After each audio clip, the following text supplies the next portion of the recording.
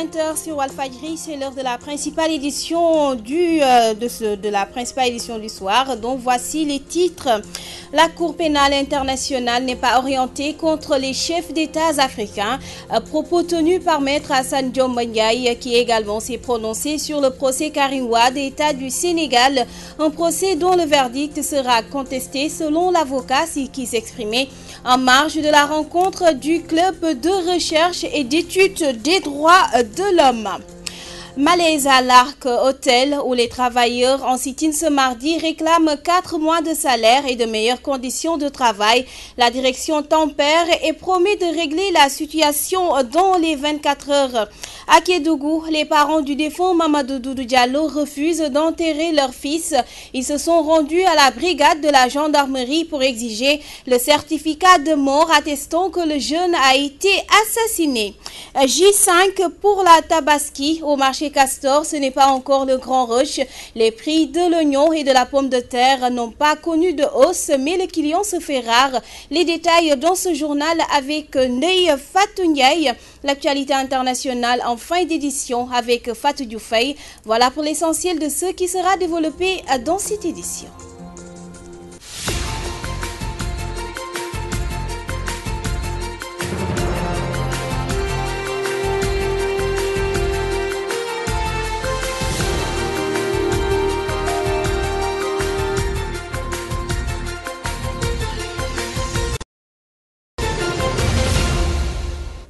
Mesdames et messieurs, bonsoir et bienvenue à la principale édition du soir. En bref, la route fait encore un mort à Toubafal dans le département de Tambacounda.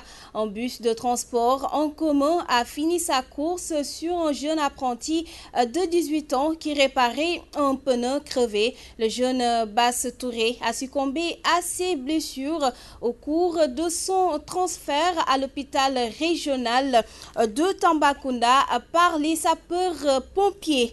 Et nous parlons de ce sit-in des travailleurs de Arc Hôtel qui réclament 4 mois de salaire. Ces agents qui dénoncent leurs difficiles conditions de travail réclament leur dû et interpellent les autorités. La direction de son côté rassure et promet de payer les salaires dans les 24 heures. Le compte rendu de Marguerite Rosalie Ndiaye. Malaise à Arc-Hôtel, les travailleurs en brassard rouge exigent le paiement de leur salaire et des cotisations sociales. 2 ans, il y a un monsieur qui a pris l'hôtel. C'est monsieur Santoni. Depuis qu'il est là, le personnel a des problèmes. Il ne reverse pas les cotisations sociales, il ne paye pas les salaires. Quand on lui réclame nos salaires, il lui dit allez où vous voulez, je ne paye rien. On est torturé, on est humilié, on n'est plus respecté. Ce qu'il devrait faire, c'est de nous donner ce qu'il nous doit. Nous donner nos jours congés, nous donner payer l'IPM, payer l'IPRES. Parce que quand on est malade, on n'arrive plus à se soigner. Je rappelle que c'est un salaire alimentaire. Ce qu'il nous doit, c'est des salaires alimentaires. Ce n'est pas pour nous. C'est social. Le mois de juin, le mois de juillet, le mois d'août, voilà le mois de septembre est cuit. 4 mois. Non, pas de salaire. Ces derniers qui disent saisir l'inspection du travail interpellent l'État du Sénégal. Ils n'excluent pas d'observer une grève de la faim si rien n'est fait. La mise en demeure, elle est là. On l'a mis de payer les salaires sans délai. Nous lui donnons 2 jours. S'il ne réagit pas, nous organisons ici une grève de la faim. Le directeur interpellé sur la situation soutient que les salaires seront payés dans les prochains 24 heures. J'ai vu aujourd'hui mon personnel devant l'hôtel faisant grève. Et puis ils n'ont même pas posé de préavis de grève. Je les comprends, hein, vu la Tabaski qui arrive, ce sont des pères de famille.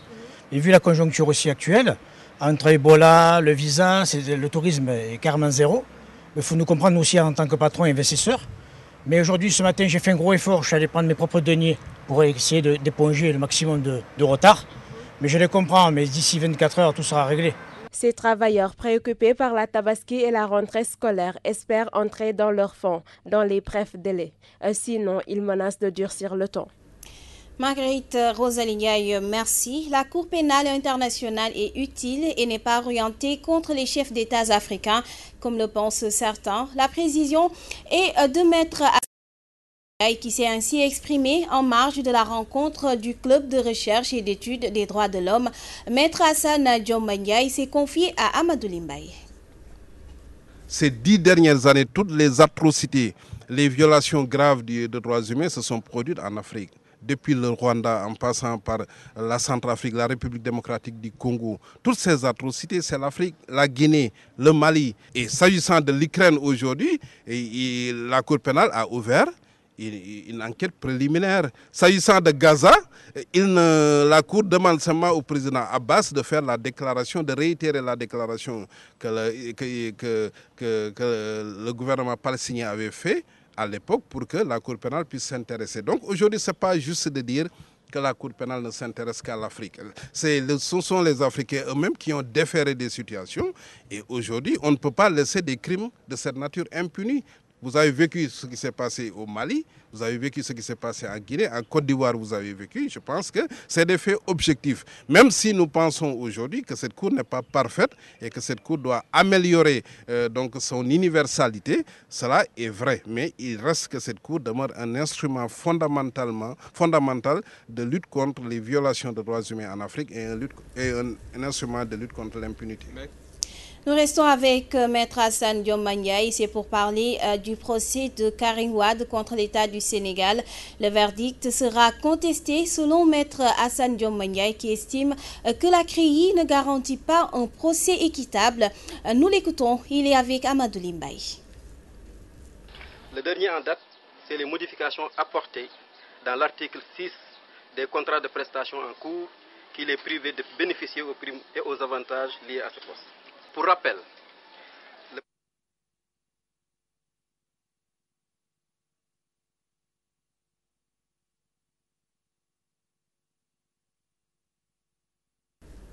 apparemment, ce n'est pas le bon élément. Nous allons y revenir au cours de cette édition et nous parlons de la grève où nous restons avec Maître Assane Diom Mandiaye qui, comme je le viens tout de suite, est revenu sur le procès Karim Wade, État du Sénégal. Mais nous allons y revenir avant la fin de cette édition. Parlons à présent de la grève de 72 heures du personnel médical de l'hôpital régional de Ndioum.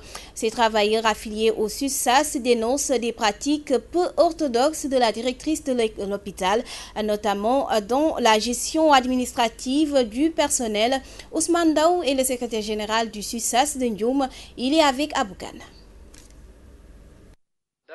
C'est les modifications apportées dans l'article 6 des contrats de prestation en cours qui les privent de et aux avantages liés à ce poste.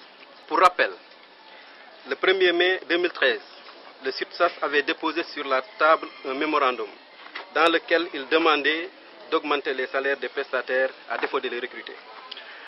C'est toujours le cas des prestataires qui est au menu. Comment faire pour les intégrer dans la motivation du personnel alors que cela n'a jamais fait l'objet de revendications au sein du SUSAS. Le prestataire, c'est effectivement les 2 anesthésistes qui viennent ici les week-ends faire ce qu'ils ont à faire et repartir avec leurs bénéfices. Au lieu de redéfinir les clauses de ces contrats de prestations en cours, il serait mieux de réfléchir sur comment les recruter pour les permettre d'asseoir une sécurité sociale. Le SUSAS opte pour un plan de recrutement, d'autant plus que parmi le personnel contractuel, il y a certains qui sont partis en retraite, d'autres sont décédés. Ces postes vacants peuvent bien les accueillir.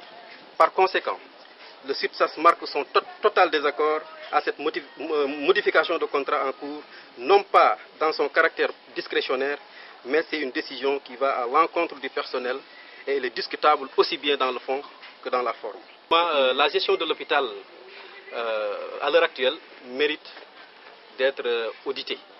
Il y a énormément de choses qui se passent ici qui n'est pas dans les règles de l'art. Les ordres de mission dont on a fait état tout à l'heure, les carburants qu'on distribue des médecins qui n'ont pas de véhicule, tout ça c'est des choses à revoir. Ça ne cadre pas pour la bonne marche de l'hôpital. À noter que la directrice de l'hôpital, interpellée sur la question, a refusé de se prononcer. Et nous reparlons de ces propos de Maître Assane Diom Mandiaye par rapport au procès de Karim Wade contre l'État du Sénégal. Le verdict sera contesté selon l'avocat qui estime que la CREI ne garantit pas un procès équitable. Nous l'écoutons, il est avec Amadou Limbaye.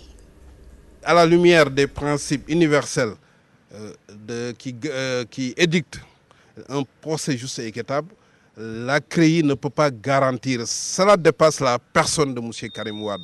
Tout citoyen qui sera poursuivi devant cette cour ne pourra pas bénéficier d'un procès juste et équitable puisque vous n'aurez pas un droit de recours pendant la phase d'instruction et après avoir été jugé, vous ne pourrez que faire un pourvoi en cassation.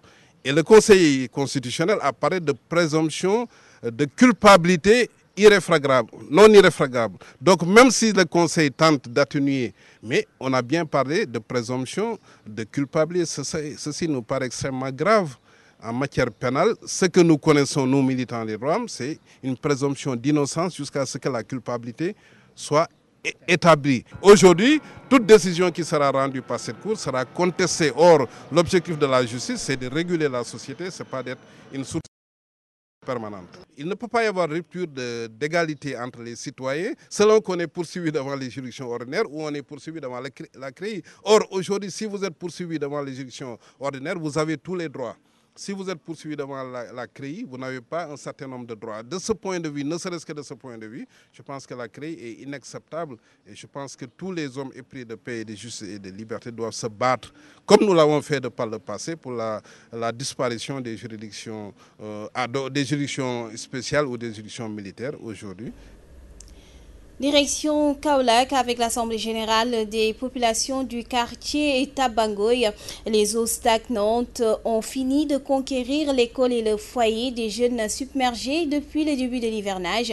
Les habitants confrontés à des difficultés sanitaires interpellent les autorités compétentes dans ces correspondances de Mamadou Martar Sarr. Les jeunes de Tabangoy, un quartier de la commune de Kaolack, montent au créneau pour dénoncer les maux dont souffre leur localité. Le poste de santé n'existe que de nom. Le foyer des jeunes est dans un état de délabrement. L'établissement scolaire de la localité est sous les eaux. Un poste de santé qui n'a même pas de maternité pour un quartier qui concentre pour un grand nombre de femmes. Là, c'est un danger pour nous. À l'école, après les ouvertures, les enfants restent presque 3 à 4 mois pour accéder normalement dans les salles de classe à cause des eaux stagnantes dans la cour de l'école et dans les salles de classe. Là aussi, c'est un problème pour les enfants. Là où nous sommes, c'est le foyer quand même des jeunes de Tabangoy. Et c'est malheureux et c'est déplorable vu l'état de délabrement de ce foyer en vue quand même des responsables, notamment les notables, les responsables quand même locaux et centrale. C'est pourquoi nous nous rassemblons aujourd'hui pour déplorer quand même cette situation. Parce que vraiment, on ne peut pas continuer à vivre ça. Pour un quartier qui est au centre de Kaolack, avec quand même une structure, une infrastructure quand même, des jeunes de ce genre, là vraiment c'est malheureux. Ces jeunes qui interpellent les nouvelles autorités n'excluent pas de descendre dans la rue. C'est pourquoi aujourd'hui, nous nous sommes rassemblés pour dire non. Et on interpelle, on s'en profite pour interpeller le maire. Nous demandons quand même le maire et les autorités centrales d'installer quand même une maternité parce que c'est un besoin. Au niveau de l'école, qu'on évacue quand même l'eau, pomper les salles pour faciliter l'accès des enfants dans les salles de classe et la réhabilitation quand même de ce foyer. Si toutefois qu'il ne quand même répond pas quand même à nos appels, nous sommes prêts quand même à élaborer un autre plan d'action. Kaolack, Mamadou Martar Sarr pour la radio-télévision Walfadjri. Merci à vous, Mamadou Martar Sarr. Le bras de fer entre l'État du Sénégal et les transporteurs des bus horaires se poursuit. Les transporteurs déplorent l'action faite par l'État dans la gestion du problème du transport et promettent une marche puis une plainte contre l'État du Sénégal. Leurs propos recueillis par Théodore Semedo. Et depuis lors, nous avons constaté que c'est une mauvaise organisation des transports du Sénégal. D'abord, nous allons y revenir en tant que centrale syndicale avec l'ensemble des travailleurs qui nous font confiance, des chauffeurs, des transporteurs, mais dans un premier temps pour dire qu'il y a une discrimination. Ceux qu'on appelle des horaires ont l'habitude de stationner dans les quartiers. Et ça, ils sont plus proches des populations. Et c'est du social qu'ils font. On est en train de les désorganiser pour créer un désordre social dans ce pays. Et ce qui est inadmissible. Nous avons aussi constaté que des arrêtés ont été pris au niveau de la préfecture, au niveau de la gouvernance. Mais quand nous les avons examinés, nous nous sommes rendus compte que ces arrêtés violent la réglementation. D'abord le Code du travail, ensuite les conventions internationales du PIT. Ce plan d'action consiste à tenir des assemblées générales, d'autres conférences de presse, une marche de protestation pour dénoncer des violations flagrantes du droit du travail, de la législation sociale et des conventions internationales. Au plan de cette violation, nous avons le droit de porter plainte au niveau des hautes juridictions du pays, mais au niveau du BIT. Et aujourd'hui, on double le lobby sénégalais, d'opérateurs économiques véreux, pense qu'à eux seuls, ils doivent pouvoir monopoliser et contrôler le transport du Sénégal. C'est inadmissible. Dans un pays de droit, dans un pays de démocratie, là où la liberté d'entreprise devait être encouragée, au contraire, on se rend compte que les Sénégalais sont traqués pour des intérêts purement personnels. Je vous l'annonçais au sommaire de cette édition. À Kédougou, les parents du défunt Mamadou Doudou Diallo refusent d'inhumer leur fils abattu par un garde pénitentiaire. À la brigade de la gendarmerie où ils se sont rendus, ils exigent le certificat de genre de mort qui confirme que le jeune a été assassiné. Ibouba porte leur parole au micro de Solibra Madame. Ils ont dit qu'ils ne donneront que le certificat d'inhumation. Là où dans la conclusion, on ne saura pas ce qui a tué l'enfant. Donc le corps, on ne le touchera que quand on aura fini de savoir réellement ce qui s'est passé. En ce moment, on pourra prendre notre corps et inhumer. Mais inhumer le corps sans un papier, ah non là, on n'est pas du tout d'accord pour le faire. Franchement, on n'est pas du tout d'accord. Et déjà, il paraît qu'en haut, le ministre a fait une déclaration comme quoi que le gosse, il faisait une résistance farouche. C'est archi faux. Ce qui est archi faux. Et nous nous rappelons aussi de Sina Sidibé quand il a été tué, c'est que le ministre avait dit en premier qu'il a été piétiné. Ça c'est regrettable, c'est très regrettable. Si c'était un membre de leur famille aujourd'hui, la lumière allait être faite depuis. Malheureusement, comme c'est quelqu'un dont les parents n'ont pas de moyens, on les laisse comme ça, sans aucun soutien, sans aucun accompagnement. C'est très grave. Ils l'ont trouvé à Sunturoudi. D'ailleurs, le gars qui a appelé le pénitencier, c'est un gars de Sunturoudi nommé Korka. Il est habitant de Sunturoudi. Donc, il n'a pas été tué ici, dans les cellules. Il a été tué à Souz, à Sunturoudi, au terrain, à 7 km de Kéli. Donc, ils disent aussi que le gosse, ils sont allés le rechercher partout, dans les Dura, dans les sites européens, ce qui est faux. Sunturoudi et Kédougou, c'est 7 km. En plus de cela, le gosse, il continue à faire son taxi ici à Kédougou. Ce sont eux aussi qui lui ont donné l'autorisation de sortir jusqu'à 18h et revenir. Ce n'est pas un évadé. L'accès à l'information judiciaire, un véritable problème au Sénégal. Ces dernières préconisent la démultiplication de maisons de justice et de boutiques de droit pour corriger ces manquements. Un reportage signé Théodore Semedo. L'accès à l'information judiciaire, un véritable problème pour les populations, selon les juristes sénégalaises qui préconisent la démultiplication des maisons de justice et des boutiques de droit. C'est le souci que nous avons et c'est le constat que nous avons fait. C'est pourquoi l'association des juges fait de sorte que, en relation avec des partenaires et les collectivités locales, qui sont normalement des institutions qui sont plus près des populations, d'ouvrir des boutiques de droit un peu partout. Ça va permettre aux gens de venir s'informer par rapport à leurs droits.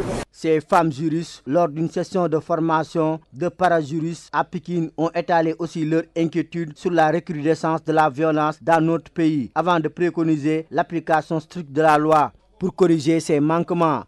Le phénomène persiste, c'est vrai que les conventions ont été signées par l'État. Si on venait à les appliquer, tous ces problèmes peut-être seraient amoindris.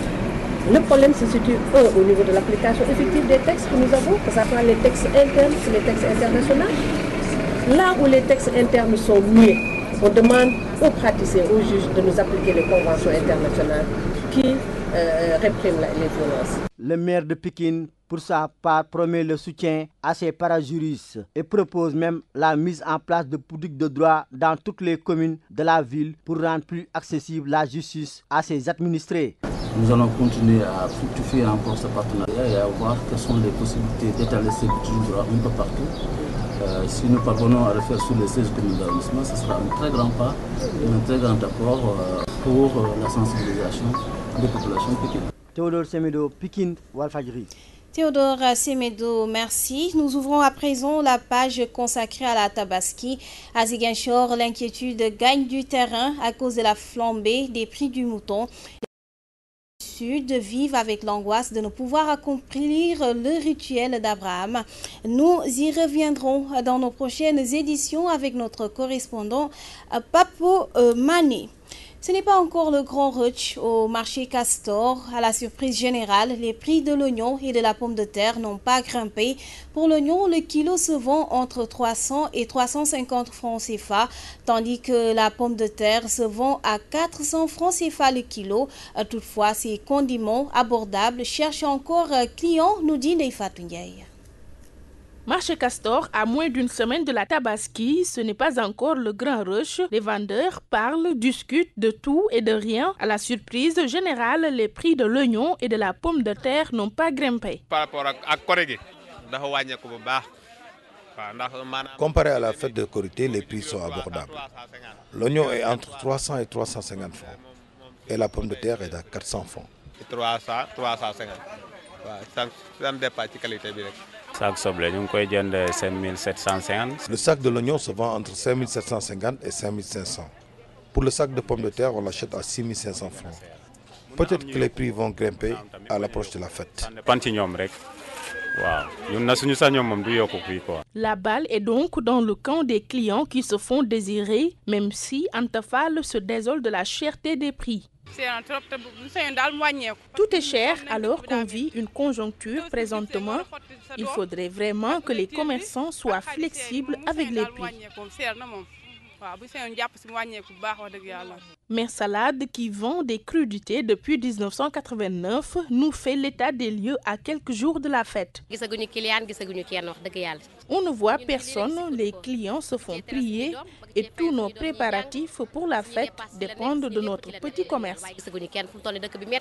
Pour les prix des salades et légumes, ils varient. Salade, nous avons 15 000, 16 000, 17 000. Carré salade, nous avons kilo 1500. Concombre, nous avons kilo 1000 francs. Nous avons kilo 1500. Ce dimanche sera célébrée la fête de Tabaski. Au marché Castor, les vendeurs se tournent les pouces en attendant de voir les clients.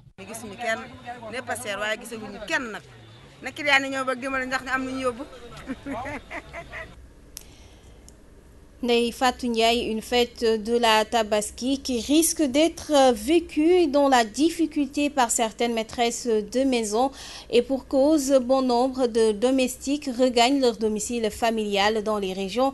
Si certaines mères de famille s'en sortent, d'autres rencontrent pas mal de problèmes en cette période. Un reportage signé Maman Tandour. La Tabaski, une occasion pour certaines domestiques de prendre quelques jours de congé, histoire de retourner au village en famille. Si certaines maîtresses de maison traversent péniblement cette période, d'autres font face et s'organisent. On peut rester un mois sans bonne, mais on essaie de s'organiser pour s'en sortir. Je m'en sors pas mal avec l'aide de mes enfants et puis ma bonne demande parfois une permission assez raisonnable qu'elle respecte. Cette mère de famille soutient ne pas subir ces désagréments en période de fête. Moi, Dieu merci, je touche du bois, j'ai pas eu ces problèmes ces dernières années parce que ma bonne est là tout le temps avec moi. Donc, je n'ai pas ce problème. Je préfère rester ici le jour de la fête de Tabaski pour aider ma patronne. Les relations entre maîtresses de maison et domestiques peuvent aussi être troubles au retour, à cause du chantage de certains domestiques qui exigent une augmentation de la paye. Chaque année, il y a certaines domestiques qui réclament une augmentation au retour. Tu peux accepter pour les maintenir si l'on vaut le coup. Période parfois très difficile chez certaines maîtresses de maison sans bonne. La Tabaski est aussi un moment propice pour changer de bonne. Maman Tandour, merci. La Tabaski prévue ce dimanche, les tailleurs passent des nuits blanches pour satisfaire leur clientèle.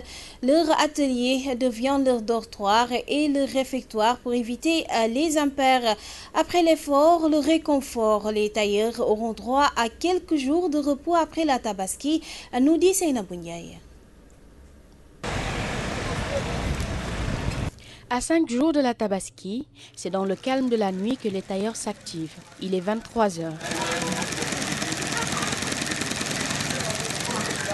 Et dans cet atelier de couture, la concentration est au maximum. Le même rythme depuis 2 mois. Depuis 2 mois, nous commençons à faire vraiment. Nous passons la nuit ici à l'atelier depuis 2 mois. Mais c'est juste pour respecter les rendez-vous avec nos clients. Nous travaillons jusqu'à 5 h du matin et nous reprenons à 11 h. Après, nous à 11 h. Elle est perleuse dans cet atelier depuis des années, mais en cette période, la fatigue se lit sur son visage. Depuis quelques jours, elle passe la nuit ici. Depuis 1 semaine, nous sommes ici. C'est certes difficile, mais c'est notre métier. Il faut respecter les rendez-vous et cela facilite aussi notre travail.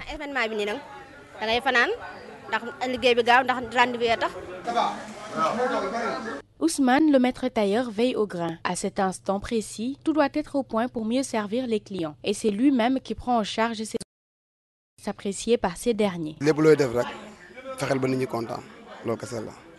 C'est pour faire plaisir à nos clients. Nous bouclons samedi.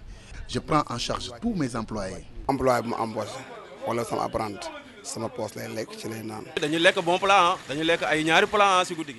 Nous mangeons très bien et de très bons plats. Des fois même 2 fois dans la soirée pour être en forme.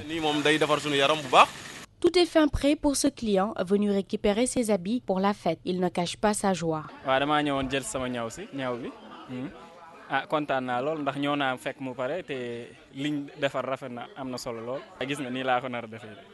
fête de la Tabaski approche à grands pas. Les tailleurs mettent les pieds sur les pédales, histoire de satisfaire la clientèle. Hommes, femmes et enfants seront servis et ensuite, place à quelques jours de congé, comme pour dire la fête sera belle. Merci à vous, Seynabou Ndiaye. Place au round-up de l'actualité internationale dominée par Ebola. Le Libéria lance un clic d'alarme à l'ONU. En Irak, offensive kurde contre les djihadistes. Et puis au Japon, à Hong Kong, les manifestants pro-démocrates affichent leur détermination. Et enfin, l'intrus de la Maison Blanche a parcouru tout le rez-de-chaussée. Un récit de Fatou Dioufay.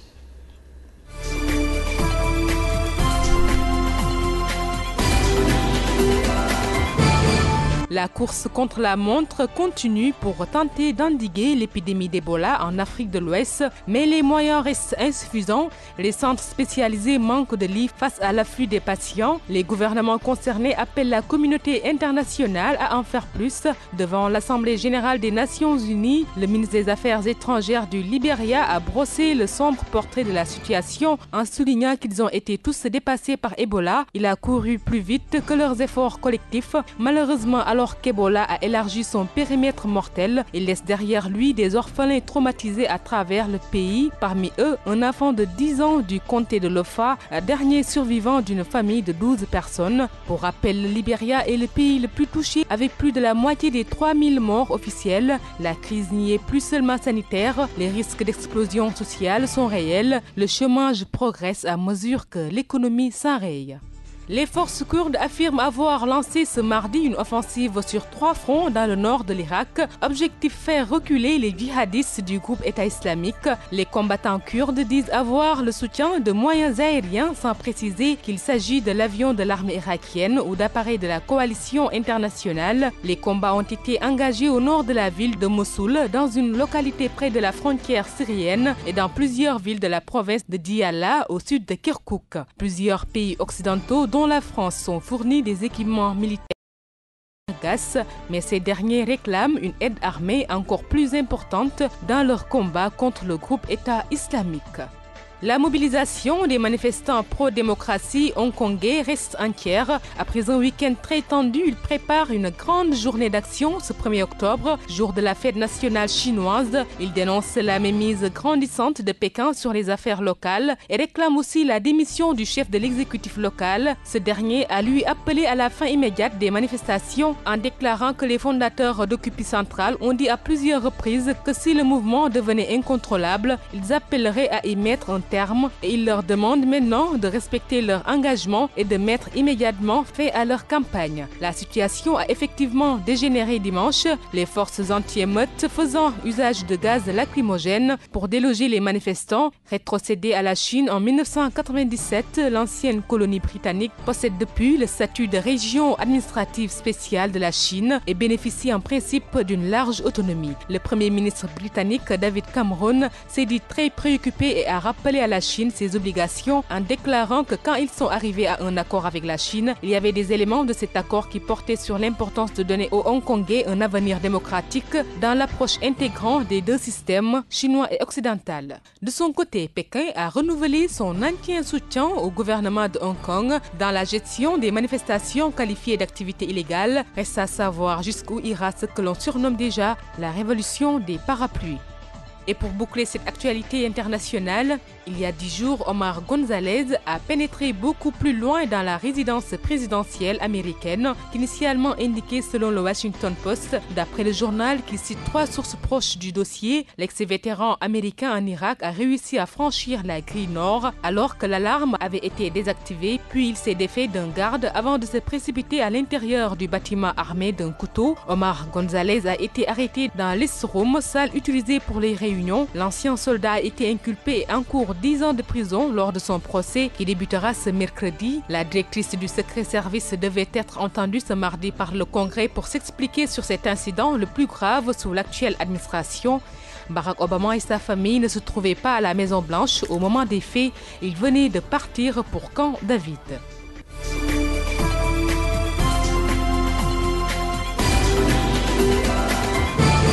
Merci Fatou Dioufay pour ce round-up de l'actualité internationale qui met également fin à cette édition. Très heureuse de l'avoir présenté. Merci à Cher Tidiane Diop, Hubert Assogba pour le rappui technique, Ndela Marguey pour son appui esthétique, Sedina Oumarba pour la réalisation. Merci à vous de votre attention et de votre fidélité. Paix et amour dans vos cœurs et dans vos maisons. Je vous retrouve à le dernier flash, juste après moi, la suite de votre débat du jour à 21h, la rediffusion de votre émission Werwerle avec Adiaratou Awodio Ponyaye Diagne. Excellente suite des programmes avec Walfadjri. Au revoir.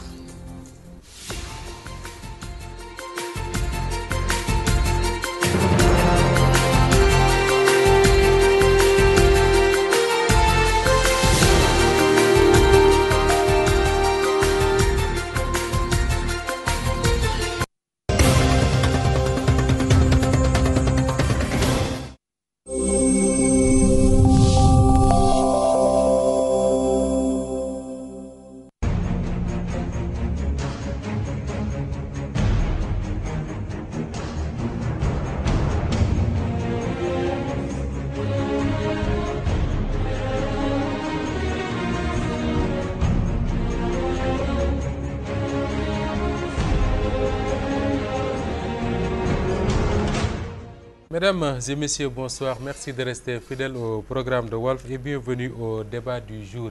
Il y a quelques jours, l'actualité avait été dominée par le retour évoqué du Sénat dans l'architecture institutionnelle du Sénégal. Mais ces derniers jours, le président Macky Sall a fait une sortie pour préciser que pour l'instant, ça ne fait pas partie de ses projets, en tout cas de faire revenir le Sénat, et qu'il penserait plutôt pour un haut conseil des collectivités locales. Pour certains observateurs, ce haut conseil des collectivités locales ne serait que un Sénat sous une autre appellation, alors que du côté des alliés de Macky Sall, même de son parti, on défend ce haut conseil qui serait un acte posé dans le cadre de l'achèvement de l'acte 3 de la décentralisation. C'est en tout cas autour de ces questions que nous allons échanger avec mes invités. Il s'agit d'abord de Niamé Diouf, il est lui membre de la cellule des cadres de l'Alliance pour la République, le parti du président Macky Sall. Niamé, bonsoir. Bonsoir Moustapha. Merci d'avoir répondu à l'invitation du débat du jour. Niamé, vous avez en face de vous Malik Niass. Malik Niass est lui cadre au parti Rewmi d'Idrissa Seck. Malik, bonsoir. Bonsoir Moustapha. Comme on l'a fait dans la version Wolof tout à l'heure, Malik, c'est avec vous qu'on va démarrer ce débat. Avec la dernière sortie du président Macky Sall, on peut dire que le débat sur le retour ou non du Sénat est clos. Le débat est clos.